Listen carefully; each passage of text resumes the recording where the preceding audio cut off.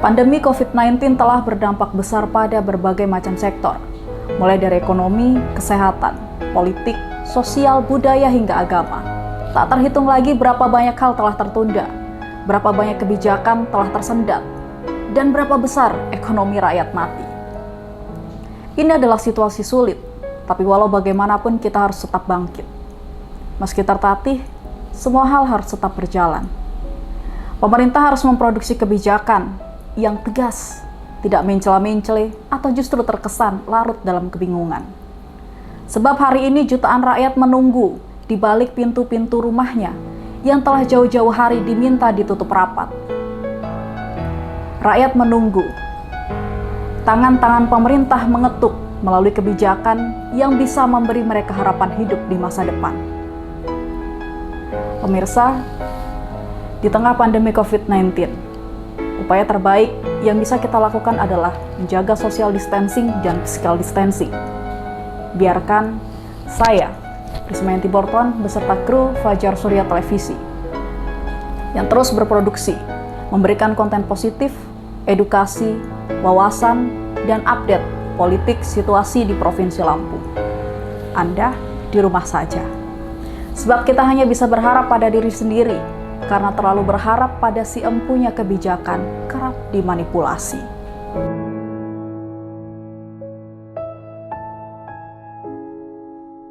Di tengah COVID-19, banyak aktivitas kita yang tidak dapat kita lakukan, baik itu pekerjaan ataupun hobi kita. Dengan new normal ini, semoga kita bisa kembali menunjukkan eksistensi kita. Mari bersama kita saling bahu-membahu memerangi COVID-19. Kita bisa, kita mampu, bersama menginspirasi. Stay at home.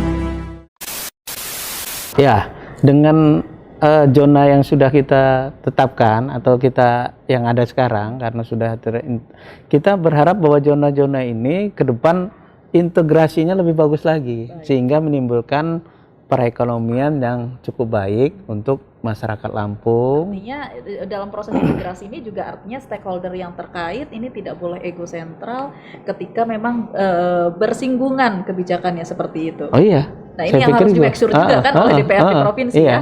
Iya, kita nanti kan setelah ini kita yang menyatukan. Baik. Dan RPJP sudah mau selesai di 2025. RPJM sudah mau selesai di 2024. Jadi memang kita juga harus memikirkan tata ruang ini kan pengaturan secara spasial. harus bisa memenuhi kebutuhan saat ini dan generasi yang akan datang. Tentu itulah poin keberlanjutannya. Dan memang tahapan penyusunan tata ruang ini juga cukup panjang. Jadi setelah kita selesai, kita konsultasi publik, kita mendapatkan kesepakatan dengan kabupaten kota, dengan masyarakat di stakeholder, semua momen itu ada berita acaranya, dan kita juga minta kesepakatan dengan provinsi yang berbatasan. Kita ada kesepakatan, jadi ada sinkronisasi pemanfaatan ruang di kawasan perbatasan. Setelah itu selesai semua, kita linsek ke kementerian. Jadi tadi yang integrasi itu dari DKP-nya sudah dapat validasi dari Kementerian KKP, terus kita mendapatkan validasi dari Kementerian ATR, Linsek, lintas sektoral antar kementerian membahas tata ruang Provinsi Lampung. Setelah itu di KLHS juga harus mendapatkan validasi dari Kementerian LH untuk menjamin keberlanjutan tadi. Nah, untuk itu kami sih sangat membutuhkan dukungan semua pihak ya, terutama dari Dewan ya Pak ya, untuk ini segera selesai. Dan Anggaran pasti akan langsung di assessment. Insya Allah. Untuk masyarakat Lampung. Dan nanti di pertengahan November kita akan melakukan konsultasi publik yang kedua, yang terakhir, yang tujuannya adalah untuk menentukan tujuan, rencana struktur, dan rencana pola ruang. Kita mengundang partisipasi semua pihak untuk ikut di konsultasi publik ini.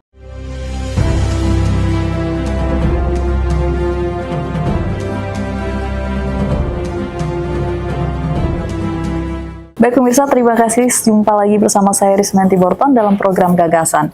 Pemirsa, dalam kesempatan kali ini saya akan berdialog bersama dengan Komisi 4 DPRD Provinsi Lampung dengan tema Tata Ruang Provinsi Lampung yang Ramah Lingkungan. Ini adalah upaya dari DPRD Provinsi Lampung bekerja sama dengan stakeholder terkait memastikan bahwa ke depan konsep tata ruang di Provinsi Lampung selalu didasarkan pada konsep ramah lingkungan. Nah pemirsa, dalam kesempatan kali ini saya sudah bersama dengan dua narasumber.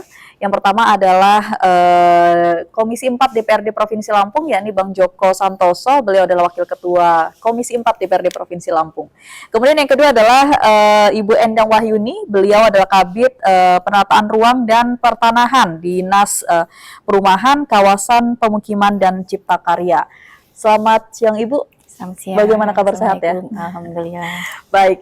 Nah pemirsa, dalam kesempatan dialog kali ini kita akan berdiskusi terkait dengan konsep tata ruang di Provinsi Lampung. Apakah sudah ramah lingkungan? Nah ini yang paling penting kita tanyakan kepada Dinas Perumahan, Kawasan Pemukiman dan Cipta Karya.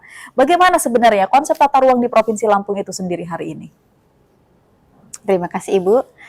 Jadi saat ini acuan pembangunan kita adalah tata ruang yang sudah mendapat legalitas hukum melalui Perda nomor 1 tahun 2010. Nah, yang sudah direvisi menjadi Perda nomor 12 tahun 2019. Adapun tujuan penataan ruang Provinsi Lampung berdasarkan rumusan Perda tersebut adalah mewujudkan pembangunan wilayah yang berwawasan lingkungan, itu jadi poin pertama, dan berkelanjutan berbasis pengembangan industri, ketahanan pangan, pariwisata menuju Provinsi Lampung Berjaya. Itu tujuan utamanya. Hari ini yang menjadi ini menjadi konsep bagaimana membangun tata ruang di Provinsi Lampung. Yang saat ini masih berlaku. Baik. Karena sesuai dengan Undang-Undang Cipta Kerja nomor 11 tahun 2020 dan dilanjutkan dengan PP 21 2021, kita diminta untuk segera merevisi tata ruang yang terintegrasi dengan laut. Jadi nanti tata ruang kita bunyinya Perda RT RW Provinsi Lampung yang di dalamnya sudah terintegrasi dengan matra laut dan sudah dipastikan keberlanjutan pembangunannya karena sudah di KLHS kan, Kajian Lingkungan Hidup Strategis. Gitu. Nah tapi rencana tata ruang yang lama bukan berarti tidak KLHS, sudah di KLHS tapi hanya mengatur matra darat gitu. Jadi sebelumnya juga sudah melalui proses-proses pentapisan baik dari sisi sosial, ekonomi maupun lingkungan. Baik. Gitu, Baik, ini adalah apa yang hari ini sedang diprogramkan oleh pemerintah Provinsi Lampung sendiri. Lalu ketika melihat beberapa zonasi di Provinsi Lampung sendiri berdasarkan dengan kebijakan tersebut, apakah pemerintah hari ini yakin bahwa ini sudah sesuai dengan tupoksinya, sesuai dengan zonasinya?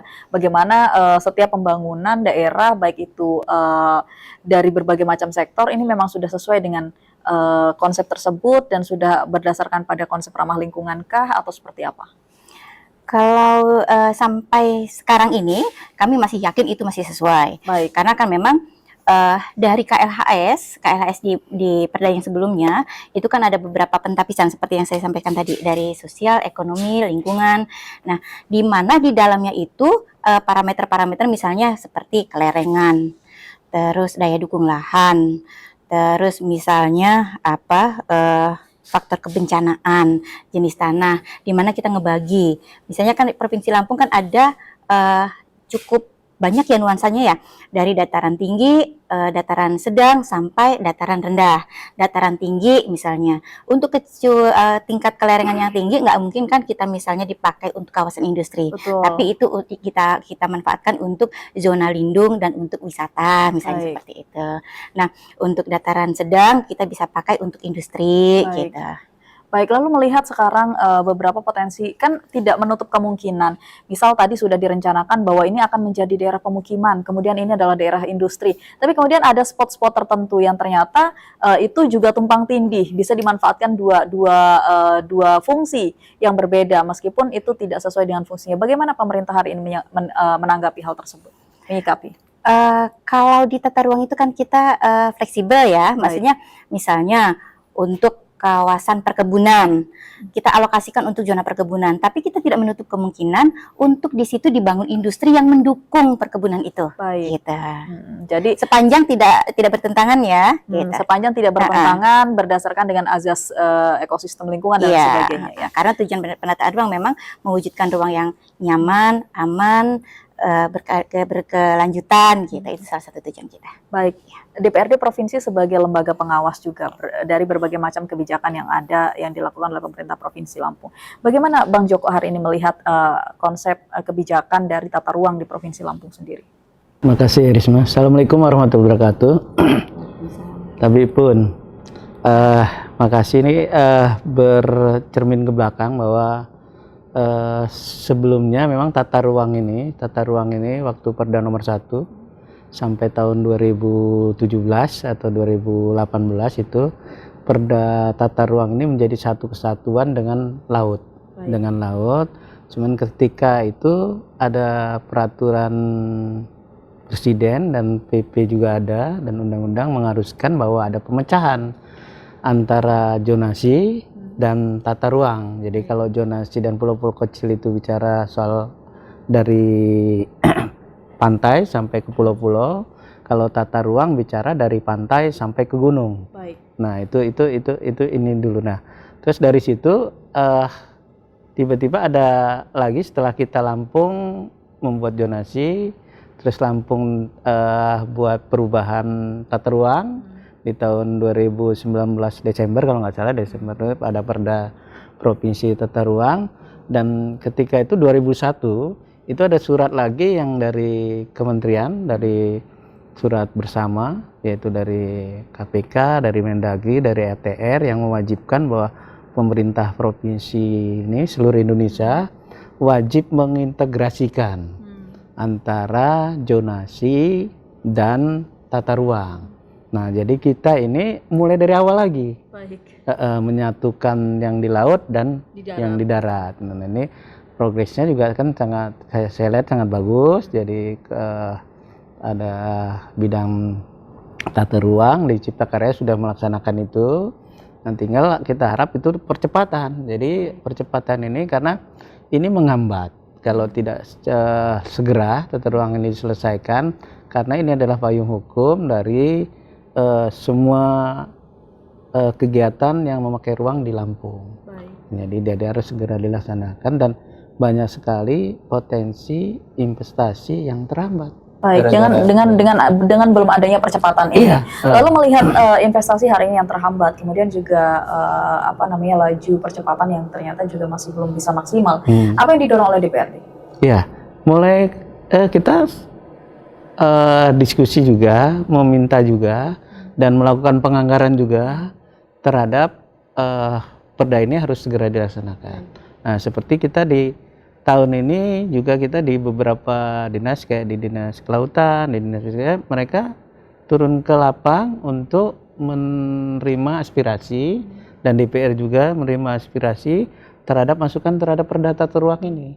Nah, karena memang ternyata dari telaah tidak bisa dipisah-pisahkan karena yang pantai ini wilayah siapa gitu, karena sementara Dinas Kelautan melarang, sementara di tata ruang kita zonanya memperbolehkan misalnya untuk industri dan lain-lain.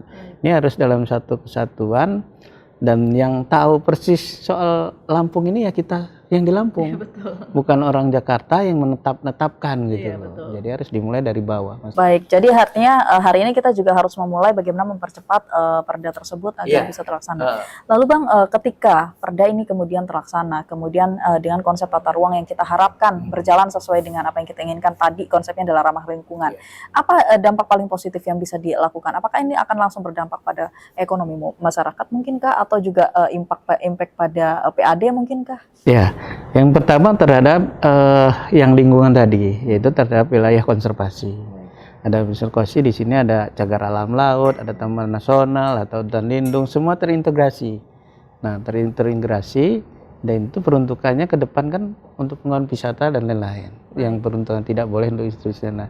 Dan secara ekonomi, ini Lampung ini punya potensi sumber daya alam yang sangat luar biasa. Mulai dari tambang, perkebunan, kelautan, yang sampai hari ini tidak ada terminal-terminal khusus yang menangani. Nah, seperti di Kabupaten Tenggamus, itu salah satunya, atau Lampung Selatan, atau dari pulau-pulau itu, mereka tidak bisa berkunjung atau keluar di situ tanpa transportasi laut. Dan laut itu perlu dermaga misalnya. Nah, dermaga ini sementara masuk di zonasi ini, dan harus ini harus ini. Nah, itu dari masyarakat yang ini. Terus bukan lagi, terus mereka punya penghasilan dari kopra, dari kelapa itu, terus ada potensi tambang misalnya, itu ya harus keluar juga. Dan tidak semua wilayah Lampung ini bisa aksesnya lewat darat. Makanya pemerintah harus menyiapkan bahwa masyarakat yang tidak darat harus bisa melakukan juga, menjual hasilnya juga dengan jalur yang lain. Karena Pak Presiden sudah bilang bahwa ada tol laut juga, itu kita manfaatkan gitu. Jadi secara ekonomi saya pikir sangat-sangat luar biasa dampaknya. Dampaknya ketika ini memang berjalan sesuai dengan perda yang sudah ada ya. Lalu Bang, dengan apa namanya konsep tata ruang hari ini yang sudah diterapkan oleh Provinsi Lampung, apakah itu sudah cukup untuk mengakomodir semua potensi yang ada? Ya, kalau yang sekarang itu kan tadi saya bilang diintegrasikan. Nah, diintegrasikan ini tentunya kan ada yang sudah masuk, ada yang menjadi ranah abu-abu. Nah, itu ranah-ranah itulah yang akan kita satukan kembali. Nah, karena kan biasanya kan kalau itu ranah abu-abu ini gimana maksudnya? Nah, abu-abu itu istilahnya zonasi pulau-pulau kecil dan tata ruang. Nah, ini ada sebelah masih ada ketumbang masih tumbang tinggi, ada gap gitu. Baik. Sementara di zonasi ini yang kemudian akan diintegrasi. Ikan integrasi. Jadi akan nyambung, kalau yang satu ini zona bisa dimanfaatkan, laut juga bisa dimanfaatkan dong. Jangan di sini bisa dimanfaatkan, lautnya wilayah nggak bisa. Jadi mereka aksesnya kemana kan? Betul. Nah, artinya hal-hal ini ketika tidak diselesaikan juga tidak akan teroptimalisasi. Padahal punya fungsi yang sangat besar ya, dan sangat dampaknya juga baik. Lalu Bang, ketika misalkan hari ini pemerintah Provinsi Lampung sudah menjalankan perda tersebut, kemudian dengan potensi yang ada di Provinsi Lampung sendiri, apakah ini tidak berdampak negatif terhadap eksploitasi dan sebagainya? Adakah batasan-batasan tertentu yang dilakukan oleh pemerintah ke depan agar tetap tata ruang berjalan dengan baik, kemudian perda juga berjalan dengan baik, tapi indikasi eksploitasi atau kerusakan lingkungan juga tetap berjalan dengan baik? Karena terkadang peraturan dibuat tapi belum tentu dipatuhi dengan baik. Ya, kalau kita melihatnya sekarang gambaran tata ruang Provinsi Lampung itu sudah sangat baik. Kalau kita sudah sangat baik, karena potensinya sudah dibangun mulai dari zaman Belanda. Itu pemerintah sudah menetapkan mana zona konservasi, mana hutan lindung, mana kawasan konservasi laut dan lain-lain. Nah, itu sudah sangat banyak potensi tambang dan lain-lain. Nah, persoalan di sini kan perintahnya kita mengintegrasikan dari sisi yang potensi yang ada ini kita manfaatkan melalui aktivitas di bidang kelautan. Proses integrasinya ini Bang, apakah ini juga sudah diamini oleh semua stakeholder terkait yang sama-sama ingin mensukseskan perda ini berjalan? Sekarang lagi dalam proses. Dari dalam proses, tadi Bu Endang sudah, karena bahwa mereka sudah baru mereka melakukan FGD juga di kabupaten di ini dan di antara OPD. Yang jelas saya ini bahwa pemerintah Provinsi Lampung ini ya utuh, dalam arti ya harus duduk bersama bahwa ini adalah untuk kepentingan rakyat Lampung. Baik, artinya ya kelegowoan dari semua stakeholder bahwa bagaimana menyukseskan ini adalah demi untuk Lampung bersama. Lalu Lampung berjaya. Lampung berjaya, bukan Lampung bersama ya. Bu Endang melihat menyimak dari apa yang disampaikan oleh Bang Joko Santoso tadi bahwa integrasi itu harus segera dilakukan agar zona abu-abu tadi ini bisa dimaksimalkan potensinya lebih besar lagi, karena jangan sampai yang sebelah bisa dioptimalkan tapi kemudian sebelahnya tidak. Nah, merespon ini bagaimana proses integrasi yang sudah dilakukan oleh Dinas Perumahan, Kawasan Pemukiman dan Cipta Karya? Jadi saat ini memang tadi saya sampaikan ya Mbak ya, bahwa rencana tata ruang nanti judulnya Perda RT RW.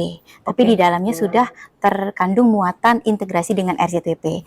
Jadi sebelum kita menyusun RT RW kemarin dan sampai dengan saat ini kawan-kawan DKP itu sudah menyusun rencana zonasi untuk wilayah pulau ya. Nah, dalam menyusun itu juga ada Pokja-Pokja, di mana kami juga masuk di Pokja, anggota Pokja. Jadi ada Pokja RZWP yang di dalamnya juga anggotanya adalah saya, kami dari PKPCK, ada kawan-kawan dari PPLHD, ada kawan-kawan dari OPD terkait. Baik. Nah, kalau kita sering tunggu karena memang amanah dari Permen 11 2021 kita diminta untuk menyelesaikan ini dalam waktu 18 bulan sehingga kita tidak bisa saling tunggu. Baik. Kita paralel, tapi kita duduk bersama, kita selalu berkoordinasi gitu. Jadi memang untuk pengintegrasian contohnya yang tadi disampaikan ya, jangan sampai di daratnya wilayahnya adalah untuk kawasan budidaya, tapi di lautnya adalah kawasan lindung. Itu makanya kawan-kawan DKP beserta kami di Pokja itu sudah melakukan FGD ke kabupaten kota untuk menjaring aspirasi itu, jangan sampai nanti ada ketidaksinkronan. Terus juga sudah dilakukan konsultasi publik di provinsi. Juga sudah dilakukan deklarasi juga, dan kalau nggak salah minggu depan itu ada ini Pak Joko, konsultasi teknis. Jadi sebelum Kementerian KKP mengeluarkan validasi untuk RZWP akan dilakukan konsultasi teknis gitu. Baik. Jadi selalu kita duduk bersama. Nah, kawan-kawan BPLHD juga begitu. Mereka meng-KLHS kan paralel juga karena ada waktu ini. Tapi kan prinsipnya kita selalu bekerja bersama. Betul. Gitu. Karena bersinggungan dengan stakeholder terkait berbeda juga, yang iya. sama-sama juga punya kewenangan di ranah tersebut, sehingga tidak tumpang tindih juga dalam hal kebijakan. Baik, pemirsa, kita akan kembali lagi setelah pariwara berikut.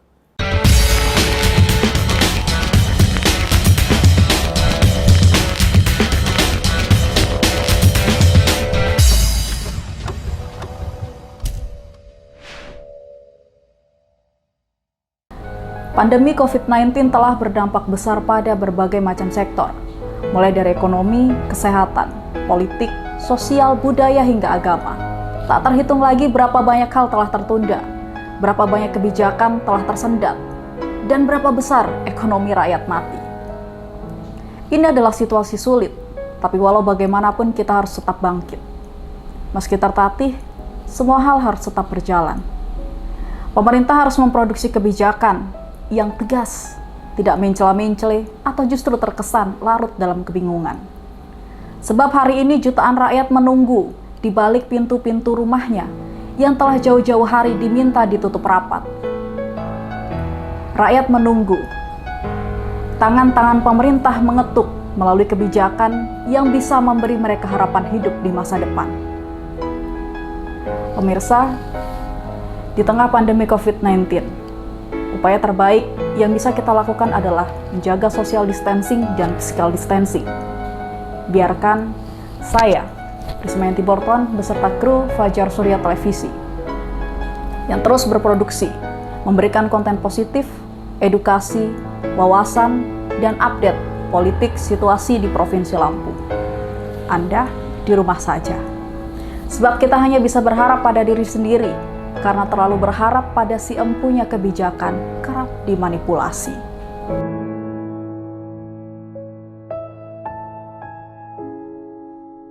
Di tengah COVID-19, banyak aktivitas kita yang tidak dapat kita lakukan, baik itu pekerjaan ataupun hobi kita.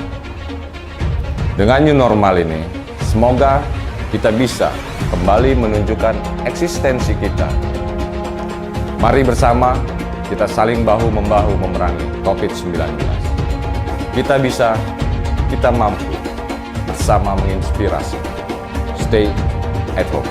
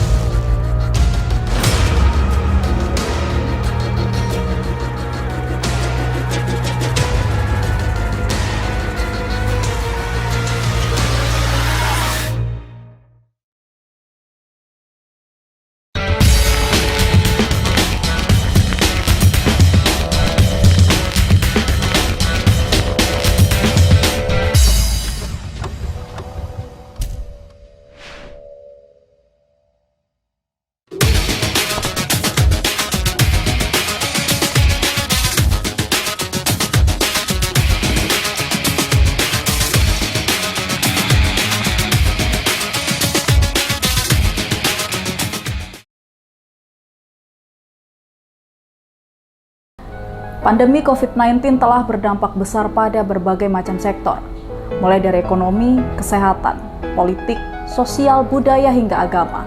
Tak terhitung lagi berapa banyak hal telah tertunda, berapa banyak kebijakan telah tersendat, dan berapa besar ekonomi rakyat mati.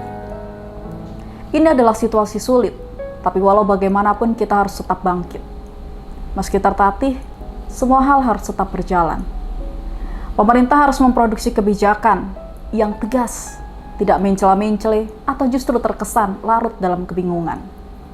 Sebab hari ini jutaan rakyat menunggu di balik pintu-pintu rumahnya yang telah jauh-jauh hari diminta ditutup rapat. Rakyat menunggu tangan-tangan pemerintah mengetuk melalui kebijakan yang bisa memberi mereka harapan hidup di masa depan. Pemirsa, di tengah pandemi COVID-19, upaya terbaik yang bisa kita lakukan adalah menjaga social distancing dan physical distancing. Biarkan saya, Prismayanti Borton, beserta kru Fajar Surya Televisi, yang terus berproduksi, memberikan konten positif, edukasi, wawasan, dan update politik situasi di Provinsi Lampung. Anda di rumah saja. Sebab kita hanya bisa berharap pada diri sendiri, karena terlalu berharap pada si empunya kebijakan kerap dimanipulasi.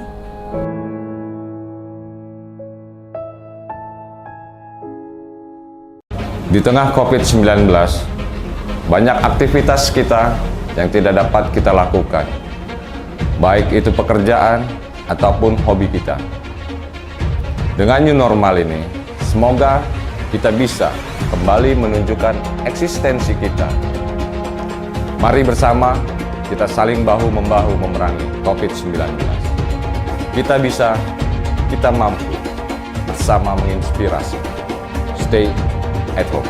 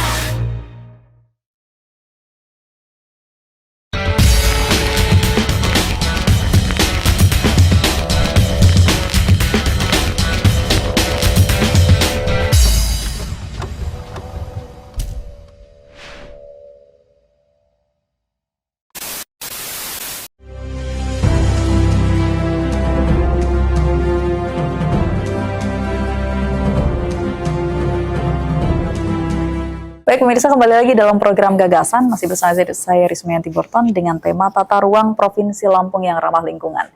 Dan tadi kita sudah berdialog bersama dengan Bu Endang dan juga Bang Joko bahwa hari ini yang masih menjadi PR adalah bagaimana mempercepat segala kebijakan yang sebenarnya sudah dirancang. Nah, tapi kan dalam proses merancang perda ini juga kan tidak serta-merta itu bisa terjadi, walaupun harapan kita adalah perda ini bisa mempercepat semuanya, tapi kan proses membuat perda tersebut juga ada tahapan yang harus dilalui. Nah, hari ini bagaimana proses itu berjalan, Bang?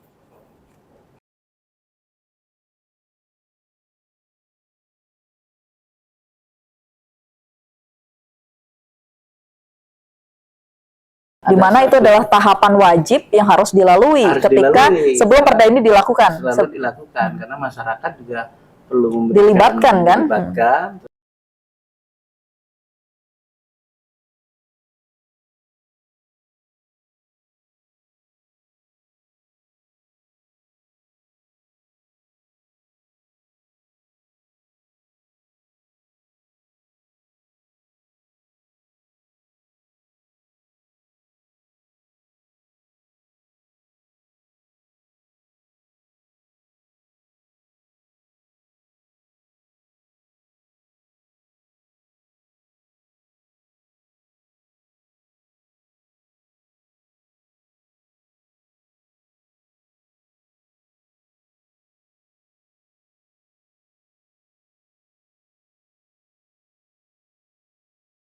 Oh, jadi Lampung sendiri sudah memiliki legalitas itu? Udah, masing-masing kawasan itu sudah punya legalitas. Baik, itu sebenarnya harusnya dengan situasi ini lebih cepat lagi progres ini berjalan ya? Lebih cepat lagi, tinggal tahapannya aja, makanya tahapannya harus dipercepat, terus sebenarnya on the track juga karena ini pemakaian ruang. Jadi kita ini membicarakan ruang seluruh Lampung. Seluruh Lampung dari sudut sampai sudut. Sudut sampai sudut, jadi sampai daratan, lautan gitu. Kalau dulu hanya daratan aja, sekarang harus lautan juga include masuk, diintegrasikan di situ. Jadi kalau tahapannya sudah, nanti kalau sudah baru kita ke DPR, ada pansus yang menanganin. Setelah pansus baru kita paripurnakan. Dan pansus ini juga nanti konsultasinya ke Mendagri, ke Kementerian Kehutanan dan Lingkungan Hidup tentunya, dan Kementerian Kelautan juga untuk memastikan, karena di Kementerian Dalam Negeri itu ada yang khusus untuk menangani memang bidang untuk tata ruang ini. Baik Bang, melihat potensi tata ruang di Provinsi Lampung hari ini, kemudian juga potensi-potensi lain yang sebenarnya bisa lebih dimaksimalkan lagi di Provinsi Lampung. Memastikan bahwa semua bisa termaksimalkan dengan baik. Ini kan tidak hanya sekedar DPRD ataupun gubernur ini bekerja sama, tapi juga kan ada stakeholder lain juga yang harus kita ajak. Ada swasta mungkin yang bisa menjamin bahwa proses tata ruang juga berjalan dengan baik. Nah, bagaimana sinergitas hari ini terjalin antara pemerintah Provinsi Lampung dengan pihak luar yang mungkin bisa menjadi mitra? Ya, kalau kita memang tahapan itu memang kita diwajibkan untuk berkomunikasi juga dengan pihak-pihak lembaga swadaya masyarakat di bidang tertentu, kayak di bidang pemukiman, di bidang kehutanan, di bidang perkebunan, itu yang, dan organisasi masyarakat juga. Memang dalam FGD, dalam konsultasi publik itu memang kita undang, dan mereka juga kita kasih bahan untuk memberikan masukan perda ini. Dan itu memang syarat wajib untuk membuat suatu peraturan daerah, mereka harus dilibatkan. Baik, sejauh aspirasi yang diterima oleh DPRD Provinsi Lampung sendiri, melihat konsep tata ruang yang hari ini sudah dilakukan oleh pemerintah provinsi, sudahkah itu maksimal bagi masyarakat khususnya?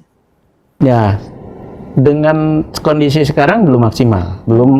Kenapa belum maksimal? Karena kita kalau penataan ruangnya sudah, penataan ruangnya sudah maksimal. Belum maksimal di bagian belum maksimal itu pemanfaatan dari ruang tersebut. Misalnya saya bilang tadi bahwa ruang tersebut bisa dimanfaatkan budidaya. Nah, tapi kita harus buat dong asas industri untuk meningkatkan budidaya. Artinya plottingnya sudah bagus.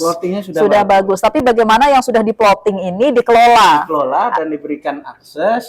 Nah, dengan mengintegrasikan ini tidak ada lagi dualisme. Dualisme misalnya yang di darat memperbolehkan, yang di laut tidak memperbolehkan. Maka jadi kemudian antara akan timpang tindih kebijakan. Ini yang kemudian disinyalir oleh Bang Joko dan juga teman-teman di DPRD menjadi salah satu penghambat ini dalam proses pemanfaatan ruang tersebut. Iya, penghambat, dan itu harus diselesaikan. Yang bisa menyelesaikan adalah pemerintah provinsi Lampung. Baik, tapi kalau melihat ini kan, kalau misalkan kita bicara pemanfaatan ruang, artinya kan kita melibatkan pihak swasta nih dalam proses pengelolaannya, karena tidak mungkin dikelola oleh pemerintah semua, ya kan, tidak mungkin. Artinya melibatkan swasta. Sejauh ini interesting dari pihak swasta sendiri, ketertarikan untuk melakukan pengelolaan di beberapa plotting wilayah yang sudah dilakukan oleh pemerintah bagaimana? Iya, kalau selama ini justru pihak swasta itu juga yang jauh lebih agresif. Tidak agresif, justru kalau kita kan mempertanyakan ke DPR, bagaimana misalnya satu perusahaan sudah investasi di lokasi A yang diperbolehkan dan sudah dikasih izin pemerintah provinsi, tapi kita tidak punya akses keluar gitu loh. Pemerintah tidak menyiapkan atau tidak mengalokasikan. Akses keluar ini bagaimana? Akses keluar misalnya tadi ada dermaga, ada jalan gitu dalam loh. Dalam proses distribusi hasil. Iya. Jadi ini yang masih menjadi PR juga. PR juga. Jadi tata ruang ini bukan hanya lokasinya. Berbicara soal plotting saja, kalau tapi plotting, bagaimana membangun akses juga untuk proses kalau distribusi. plotting areal itu saya rasa pemerintah provinsi Lampung sudah sangat bagus. Saya bilang tadi untuk lokasi penerapan tata ruang. Nah, yang bagaimana mengintegrasikan dari ruang yang ini dengan ruang yang ini justru bermanfaat gitu loh, bisa di ini. Gitu. Lalu Bang, kalau melihat kita kan standarnya adalah soal ramah lingkungannya, artinya dengan plotting yang sudah ada ini sudah sesuai dengan konsep ramah lingkungan kah? Atau masihkah perlu ada evaluasi ke depan? Ya, kalau dari tata ruang yang ada, pemerintah Provinsi Lampung ini sangat menghargai untuk yang ramah lingkungan. Seperti kita menempatkan 30% tata ruang kita, lebih dari 30% adalah kawasan konservasi atau kawasan lindung. Dan itu sudah dipenuhi, dan sudah memenuhi kewajiban lah kita. Itu sudah terpenuhi standar. Sudah. Dan di pemukiman segala macam, bagaimana juga kita ada perumahan segala macam itu kan kita ada bagaimana hijau juga. Dan yang jelas gas efek rumah kaca ini kan sudah sangat luar biasa. Untuk global warming. Global warming. Salah satu indikator APBD Provinsi Lampung memuat itu, mengurangi penurunan gas rumah kaca dari setiap program yang dilakukan oleh pemerintah Provinsi Lampung. Jadi salah satu indikator APBD itu adalah kegiatan itu mengurangi emisi gas rumah kaca. Emisi rumah kaca itu bisa dia nanam pohon segala macam gitu loh, untuk mengurangi, dan pembangunan yang berlebihan. Baik, saya ke Bu Endang. Menyimak dari apa yang disampaikan Bang Joko tadi, bahwa sebenarnya proses pemanfaatan, proses plottingnya sudah baik. Artinya kinerja dari Dinas Tata Ruang hari ini sudah maksimal dalam memplotting. Tapi apakah Dinas Tata Ruang juga berkontribusi dalam proses memastikan plotting ini juga bisa dimaksimalkan potensinya oleh pihak-pihak tertentu, sehingga ini bisa memberikan dampak positif terhadap Provinsi Lampung? Sebelumnya mungkin saya agak menginikan lagi ya untuk flashback ya, bahwa yang dimaksud ruang itu kan wadah kehidupan, tempat manusia dan makhluk lainnya hidup dan melakukan aktivitas kehidupannya. Jadi wadah kehidupan untuk manusia dan makhluk lain. Nah, penataan ruang sendiri merupakan proses perencanaan, pemanfaatan, dan pengendalian pemanfaatan ruang. Nah, yang sedang disusun, yang diperda dan yang sedang disusun saat ini itu adalah proses perencanaan. Nah, perencanaan, pemanfaatan ruang, dan pengendalian pemanfaatan ruang. Iya, itu adalah semuanya namanya penataan ruang. Nah, sesuai dengan Undang-Undang 11 2020, makanya kita disuruh menyusun rencana tata ruang yang terintegrasi.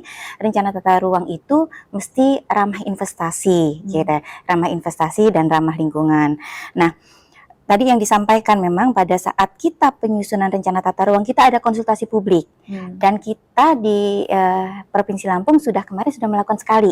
Jadi dalam proses tahapan penyusunan rencana tata ruang ini ada 2 kali konsultasi publik, di mana di situ kita mengundang seluruh stakeholder.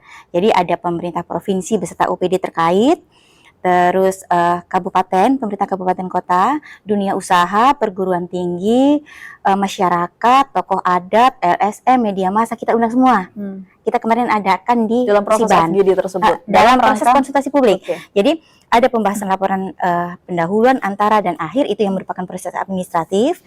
Ada proses konsultasi publik yang kita lakukan 2 kali.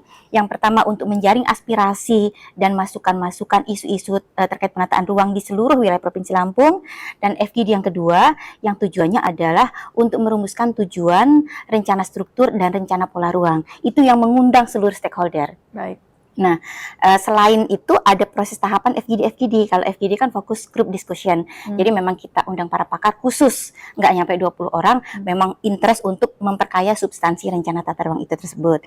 Nah, pada saat proses konsultasi publik, ya alhamdulillah sekarang itu Pak Joko, orang sadar tata ruang.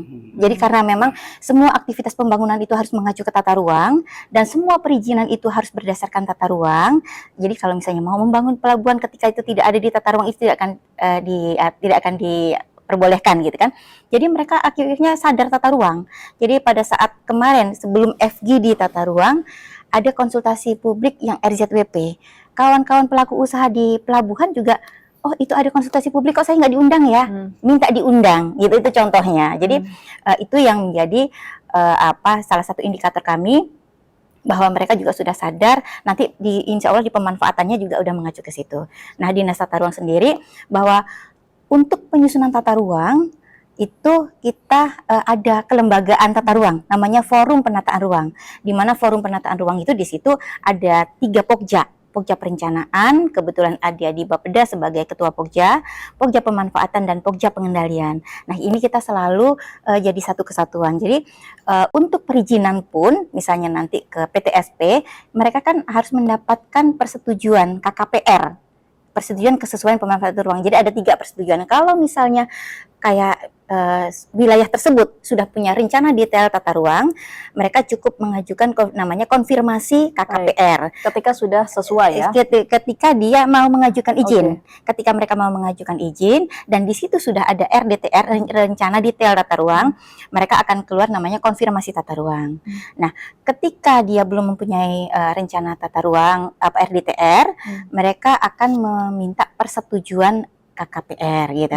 Pada saat mengajukan persetujuan KKPR, nanti Forum Penataan Ruang berdiskusi. Mereka rapat, apakah ini sudah sesuai dengan tata ruangnya. Itu bagian dari jadi itu alas untuk itu akan selalu dilakukan ketika siapapun akan melakukan pengajuan untuk melakukan pemanfaatan ruang seperti itu. Baik itu yang sudah di-plotting maupun yang belum. Ketika belum, maka ini akan menjadi tugas baru bagi Dinas Tata Ruang untuk memastikan apakah itu layak dilakukan di situ atau tidak seperti itu. Betul.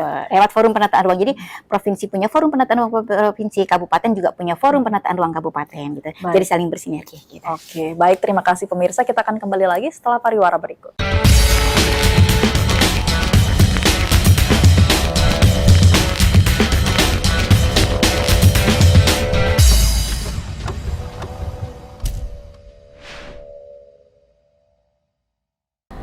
Pandemi COVID-19 telah berdampak besar pada berbagai macam sektor, mulai dari ekonomi, kesehatan, politik, sosial, budaya, hingga agama. Tak terhitung lagi berapa banyak hal telah tertunda, berapa banyak kebijakan telah tersendat, dan berapa besar ekonomi rakyat mati. Ini adalah situasi sulit, tapi walau bagaimanapun kita harus tetap bangkit. Meski tertatih, semua hal harus tetap berjalan. Pemerintah harus memproduksi kebijakan yang tegas, tidak mencela-mencele atau justru terkesan larut dalam kebingungan. Sebab hari ini jutaan rakyat menunggu di balik pintu-pintu rumahnya yang telah jauh-jauh hari diminta ditutup rapat. Rakyat menunggu tangan-tangan pemerintah mengetuk melalui kebijakan yang bisa memberi mereka harapan hidup di masa depan. Pemirsa, di tengah pandemi COVID-19, upaya terbaik yang bisa kita lakukan adalah menjaga social distancing dan physical distancing.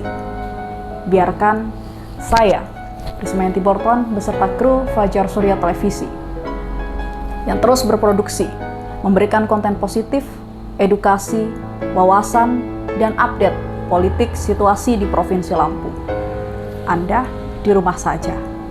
Sebab kita hanya bisa berharap pada diri sendiri, karena terlalu berharap pada si empunya kebijakan kerap dimanipulasi.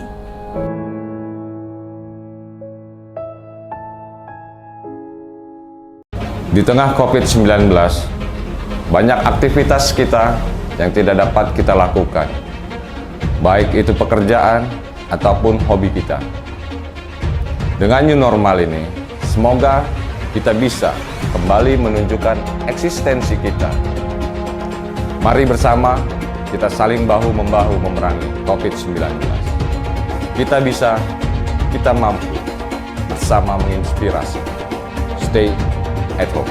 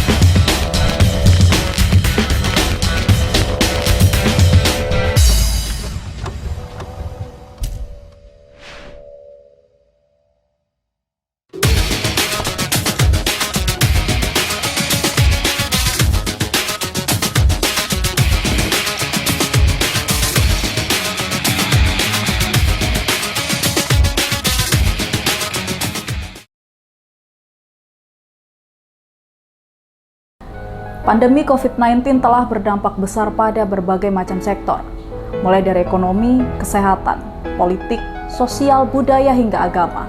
Tak terhitung lagi berapa banyak hal telah tertunda, berapa banyak kebijakan telah tersendat, dan berapa besar ekonomi rakyat mati. Ini adalah situasi sulit, tapi walau bagaimanapun kita harus tetap bangkit. Meski tertatih, semua hal harus tetap berjalan.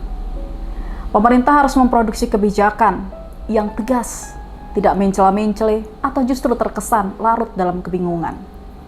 Sebab hari ini jutaan rakyat menunggu di balik pintu-pintu rumahnya yang telah jauh-jauh hari diminta ditutup rapat.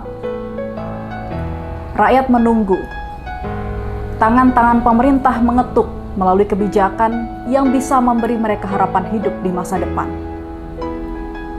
Pemirsa, di tengah pandemi COVID-19, upaya terbaik yang bisa kita lakukan adalah menjaga social distancing dan physical distancing.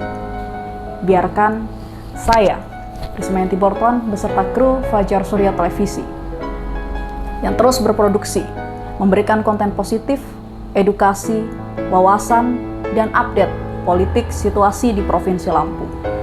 Anda di rumah saja. Sebab kita hanya bisa berharap pada diri sendiri, karena terlalu berharap pada si empunya kebijakan kerap dimanipulasi.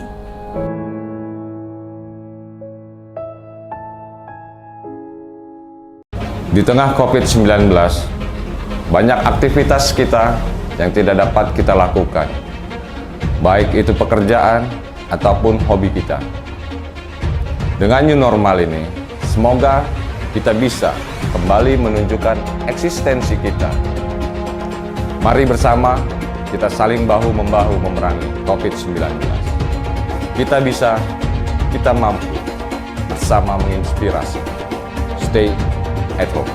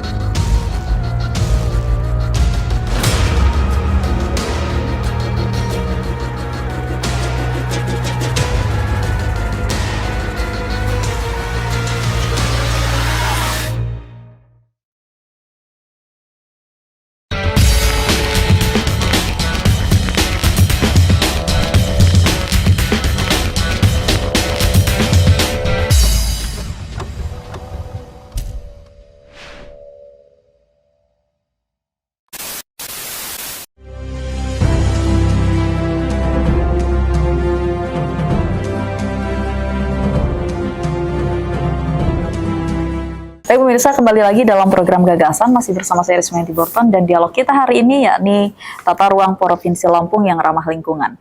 Baik, tadi menyimak dari dua narasumber saya. Artinya hari ini yang harus menjadi evaluasi adalah dan PR bersama adalah bagaimana percepatan ini dilakukan sehingga proses pemanfaatan ruang bisa optimal dan maksimal. Bagaimana ruang-ruang yang sudah di-plotting tadi ya Bang ya, ini bisa dimaksimalkan pemanfaatannya sehingga hasil atau income terhadap PAD mungkin dalam hal ekonomi baik masyarakat swasta maupun pemerintah provinsi juga bisa berdampak positif.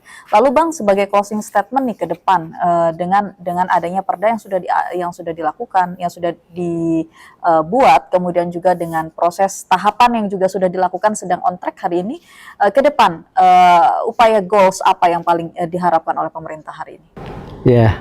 Yang kita inginkan bahwa dengan perda ini adalah mengakomodir semua kepentingan ruang yang ada di Provinsi Lampung. Makanya kita juga minta kepada pemerintah kabupaten kota itu juga menyiapkan soal ruang-ruang yang ada di kabupaten kota yang nanti dimasukkan di tata ruang provinsi ini. Setelah ini kan nanti mereka tidak akan susah lagi ketika membuat detail tata ruang di kabupaten Artinya kota. Memang plotting dari kabupaten kota juga menjadi satu hal yang penting sebagai rekomendasi pemerintah Provinsi Lampung untuk menetapkan. Sangat penting karena nanti ketika mereka menetapkan detail tata ruang, mereka akan mengakomodir ini. Baik. Jangan sampai itu kepentingan tata ruang kabupaten kota tidak diakomodir di tata ruang provinsi. Karena dari satu payung hukum kan antara perda provinsi dan kota harus terintegrasi dan menyesuaikan kabupaten kota terhadap perda ini. Baik, sejauh ini Bang, koordinasi dan kolaborasi antara kabupaten kota dan pemerintah provinsi dalam proses menyukseskan ini. Ya, kalau kita lihat selama ini, waktu ini keterlibatannya aktif. Nah, tapi aktifnya ini juga harus punya ke depan lebih baik lagi dalam arti dengan materi yang materi ruang atau yang mereka bawa dari kabupaten kota ruang dan itu yang manfaat buat masyarakat. Nah, karena ada beberapa kabupaten juga yang sampai hari ini memang tata batasnya itu belum mereka setujui. Baik. Antara kabupaten. Nah, itu juga sebenarnya cukup menghambat. Tapi kita pengen antara mereka kalau bisa jangan ditetapkan provinsi, jadi kesepakatan semuanya gitu loh. Baik. Jadi inilah yang hari ini sudah digodok oleh pemerintah provinsi. Ya, inilah yang digodok. Mengawal ini dan mengawal dan yang lebih lagi bahwa integrasi ini memang semua mengacu kepada ruang yang sudah kita tetapkan antara satu peruntukan dan peruntukan lain agar terintegrasi secara maksimal. Jadi proses integrasinya adalah memanfaatkan satu zona dengan zona yang lain dan juga menyelesaikan antara ketimpang tindihan tadi itu, ketimpangan dari beberapa kebijakan dari stakeholder yang berbeda tadi. Ya, ketimpangan menselaraskan tadi integrasi antara yang zona laut, zonasi dan di darat. Nah, itu harus disesuaikan. Jangan tadi dibilang di darat boleh ekonominya kita tumbuhkan, misalnya UMKM segala macam, sedangkan mereka tidak ada distribusi tidak ada. Jadi kalau ada itu di situ pantai itu bisa dibuat kayak hiburan segala macam, beruntukan untuk wisata gitu. Jadi kan terintegrasi. Nah, di situ misalnya ada pelabuhan itu ya daya dukung masyarakat untuk pelabuhan. Misalnya Bakauni sebelah sana untuk wisata dan untuk industri juga gitu loh. Jangan nanti Bakauni sebelah antara Bakauni jadi zona yang misalnya budidaya. Kan dari zona budidaya itu kalau misalnya di sekarang yang terjadi itu di zonasi, ada zona budidaya yang kanan kirinya dermaga dan di situ docking kapal. Ya secara ekonomi juga pasti sedikit banyak kan ada lalu lintas kapal. Terus sedikit ada pencemaran mungkin kan, dan untuk pertumbuhan itu kan nggak bagus gitu loh. Jadi itu harus dikaji. Baik. Jadi melihat yang sudah dilakukan sih, tapi kita optimis ya Bang bahwa ke depan proses pemanfaatan dan pengoptimalan plotting zona yang sudah dilakukan ini bisa maksimal lebih lagi ke depan? Ya, dengan zona yang sudah kita tetapkan atau kita yang ada sekarang, karena sudah kita berharap bahwa zona-zona ini ke depan integrasinya lebih bagus lagi, sehingga menimbulkan perekonomian yang cukup baik untuk masyarakat Lampung. Artinya dalam proses integrasi ini juga artinya stakeholder yang terkait ini tidak boleh egosentral ketika memang bersinggungan kebijakannya seperti itu. Oh iya. Nah ini yang harus di-make sure juga kan oleh DPRD provinsi iya. ya. Iya, kita nanti kan setelah ini kita yang menyatukan. Baik. Baik, terima kasih Bang Joko. Saya ke Bu Endang sebagai closing statement ke depan dengan konsep tata ruang yang sudah dilakukan oleh pemerintah Provinsi Lampung, kemudian plottingnya tadi sudah maksimal disampaikan oleh Bang Joko. Apakah ada goals tambahan mungkin ke depan dalam proses memaksimalkan proses tata ruang di Provinsi Lampung agar lebih ramah lingkungan? Saya pikir ya bahwa memang saat ini memang pemerintah Provinsi Lampung sedang menyusun rencana tata ruang 20 tahun ke depan. 20 tahun ke depan artinya apa yang wow dari 20 tahun ke depan ini? ada senggang waktu cukup panjang nih. Baik. Nah, artinya kan ini long, sangat long sekali. sangat Artinya panjang, ada banyak spek yang diperhitungkan dalam proses penetapan tersebut. Ya betul. Dan RPJP sudah mau selesai di 2025. RPJM sudah mau selesai di 2024. Jadi memang kita juga harus memikirkan tata ruang ini kan pengaturan secara spasial harus bisa memenuhi kebutuhan saat ini dan generasi yang akan datang. Dan itulah poin keberlanjutannya. Dan memang tahapan penyusunan tata ruang ini juga cukup panjang. Jadi setelah kita selesai, kita konsultasi publik, kita mendapatkan kesepakatan dengan kabupaten kota, dengan masyarakat di stakeholder, semua momen itu ada berita acaranya, dan kita juga minta kesepakatan dengan provinsi yang berbatasan. Kita ada kesepakatan, jadi ada sinkronisasi pemanfaatan ruang di kawasan perbatasan. Setelah itu selesai semua, kita linsek ke kementerian. Jadi tadi yang integrasi itu dari DKP-nya sudah dapat validasi dari Kementerian KKP, terus kita mendapatkan validasi dari Kementerian ATR, Linsek lintas sektoral antar kementerian membahas tata ruang Provinsi Lampung. Setelah itu di KLHS juga harus mendapatkan validasi dari Kementerian LH untuk menjamin keberlanjutan tadi. Nah, untuk itu kami sih sangat membutuhkan dukungan semua pihak ya, terutama dari Dewan ya Pak ya, untuk ini segera selesai. Dan anggaran pasti akan langsung di assessment. Insya Allah. Untuk masyarakat Lampung.